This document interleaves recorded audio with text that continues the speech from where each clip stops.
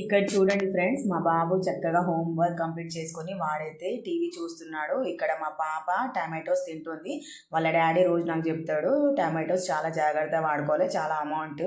కానీ మా పాప చాలా ఫ్రూట్ తిన్నట్టు ఈజీగా తినేస్తుంది. ఇక్కడైతే నేనైతే నైట్ అయింది ఫ్రెండ్స్. ఆల్రెడీ టైం అయితే 10 అవుతుంది. అయితే ఈరోజు ఈ వీడియోలో ఒక విషయం అయితే మీకు షేర్ చేయబోతున్నాను ఫ్రెండ్స్. నైట్ 1 o'clockకి నేను ఎప్పుడు వాటర్ కోసం కిచెన్కి వచ్చినప్పుడు నాకైతే ఆ గ్యాస్ పైన చిన్నగా పురుగులాగానైతే కనపడుతున్నాయి.